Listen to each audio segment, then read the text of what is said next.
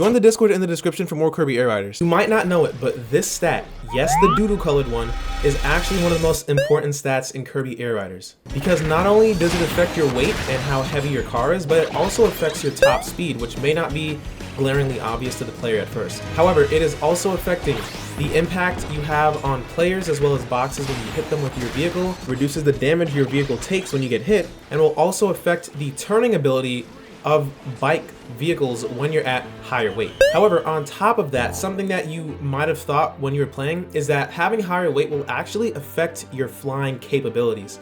Having more weight will make it so that your flying is actually nerfed. You're not going to fly as far or as high the more weight you have. That means that if you're playing someone like Meta Knight or Starman, if you want to fly higher, you gotta get that weight down, twin. You gotta like stop eating. Which means that a viable strategy if you're playing one of these flying characters is to just avoid weight completely. Because Marlowe himself, he told me that you gotta get your weight down to be like him. If you wanna fly as far as a parrot, you gotta get your weight down. This might sound shocking, I know. But even with everything I just said, weight, in my opinion, is arguably the second most important stat. Not even the first one. Not even the first one. And that's because there's one stat that's even better than this. Not have been possible without the great work of DRC Car Gaming. He made a video on the original stats in the first game, which I highly recommend checking out. Currently there are 10 stats in the game, and I'll be talking about the City Trial Mode. Yes, this is this game's Fortnite Battle Royale equivalents, because we all love Fortnite, don't we? So starting with top speed. Do a city trial today. Do you wanna? Like I mentioned with weight, top speed is affected if you get weight, but it's not giving you as much top speed compared to if you get the actual boost. And it's just going to increase the vehicle's top speed performance, how fast you go on your car. That's all it's really doing. It's important to note though that collecting top speed does not affect acceleration. That is how quickly or how long it takes to reach your top speed. Now the reason why I say top speed is the best stat to collect in general is that it will help all vehicles no matter what you're using.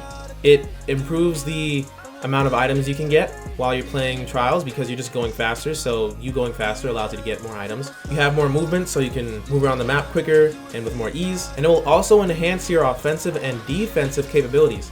Now the reason why I say this is because if you're trying to run away from a person, you having higher top speed, you're literally just like passing them and you're not going to be hit if you're on low health. It's extremely helpful, especially if you build into top speed, because it'll also affect how offensive you can be. If you want to chase down someone, being faster than them is a great boon because you can use a new mechanic that's present in this game. It's called star sliding. What it is having a slipstream off of a person. A slipstream is when you drive behind a person, you will get a speed boost to pass them and overtake them. However, in this game, we specifically want to use it to give them back shots. Yes, back shots. You heard me correct. Back shots. I did not stutter. You can use this to chase people down and you can hit them repeatedly, ramming into them. You can either do it from the back, adjacently. I don't care how you like to hit it. The point is that you can use this to great benefit the more you stack top speed. There is no situation you don't want to have top speed. Highly recommend you grab this whenever you see it. This game's acceleration stat, the more boost you have is the quicker you will reach your top speed. It's important to note that top speed and boost combo very well together. There's some interesting things with boost. In my playing experience, I've noticed that the more boost I had, when I launched off of ledges, the more boost I had, it felt like I was going further, but that's my experience with it. Generally speaking, collecting as much boost as possible is also very good. It really works with the wagon star because, again, like I mentioned, it doesn't need to charge its gauge to go, it just starts driving. So you will just hit your top speed that much quicker because you didn't have to wait for that charging time. It will directly influence your ability to turn when you're moving your control stick. So if you hold to the left or right, having more turn is going to make you make those turns that much easier. Pretty self-explanatory. However, having too much turn can actually be detrimental. If you can imagine a real-life example, if you're driving in a car and you actually just do a hard right, like you will see your thing will literally just make a 90-degree angle and just go that way. Not very good if you want to have control over your car. So trying to balance how much turn you have can be very helpful if you just want to have general good mobility. I will say that bikes in particular really need to have turn because they don't really turn that well. I'm sure you've noticed things like the Rex Wheelie. Starting off with it in the, the early game can really feel kind of detrimental. It feels like it's just like slow and clunky and weird. compared to the scooter star, and that just goes for most cars that don't have good turns, so things like the tank star. Generally, try to match your turning stat upgrades with how much top speed you have. The faster you're going is the more turn you'll need so that you can control your car better. This is the halfway point of the video, so if you have been helped by this, subscribing is greatly appreciated. Me and Marlo are balling out. We are not a big corporation. I'm making a song for this game, by the way, so I would love to release shirt merch for that. So if you guys would like to check it out on my website, it's linked below. Thank you so much. Time for the gliding stat. Marlo's favorite stat. I know, cliche. I know. He has the red blood of his enemies right below his wings. Don't let him fool you. Don't let him fool you. He has maxed out glide, and what glide does is generally increase your mobility in the air.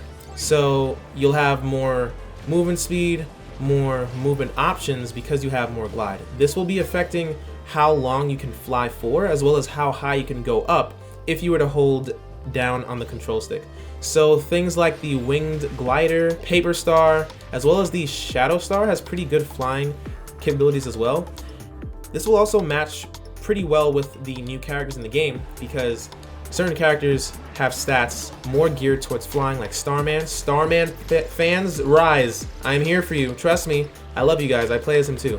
So Starman, Meta Knight, right? Cappy, like all these characters are going to be flying even more and like just benefiting more from the stat because of the fact that it boosts their flight capabilities. One thing to note though is that getting more glide will actually lower your vehicle's weight because it's going to make you lighter. That's how you're able to glide more. Now, this is how it was in the first game, and now if this is true for the second game, then that means that doing offense with people, you will have to be careful, be very careful, because the lower weight you are, that means that you get pushed around more. There are certain cars that, will like benefit, like I just mentioned, but there are also certain cars that won't. Things like bikes or tanks or chariots, things that just can't fly. You will jump a little higher off of a ledge, but you're not going to fly. The only thing that does benefit that cannot innately fly is the scooter bike. Now, this was known in the first game, but the scooter bike is great for jumping. If you have glide, you can actually jump with this bike, and you can jump further compared to the other bikes. So for that niche application, if you wanted to do something like high jump with a scooter bike, if you wanted to try and win, let me know if you've ever won with a scooter bike in high jump. That would be great. Marlo would change his mind. You would change this little bird's mind. Now for the charge stat. Now, in the first Kirby Air Ride, it was considered by pro players who played in tournaments, yes, that game had tournaments, that the charge stat was the least beneficial stat, and that is because typically you only need about 5 points for it to actually start to like max out the charge stat on your vehicle. Well, in this game, I would argue that charge stat is a lot more useful. There are a lot of cars that have very slow charge. You could imagine trying to rev up an engine. It just doesn't, it takes long. But with having more charge, it will allow your car to reach the top gauge on its meter quicker. This is especially prevalent for the bulk star because it needs to have its charge gauge filled up before it can actually start to move. It's not going to move on its own. Very important thing to know is that if you're doing a race, every vehicle in the game, I'm pretty sure that every single vehicle in the game, at least from what I played in the demo, will reach max charge at the same amount of time. So this next stat is actually a new stat to Kirby Air Riders. So this is what I've compiled so far, and I haven't really seen anyone talk about what the stat does. So it is called grip. Yes. How tight do it grip? Yes. Do it grip though? Is it gripping? Yes. So from what I've seen, grip seems to affect your traction stat. That means how much you slide when you're actually holding down your boost button.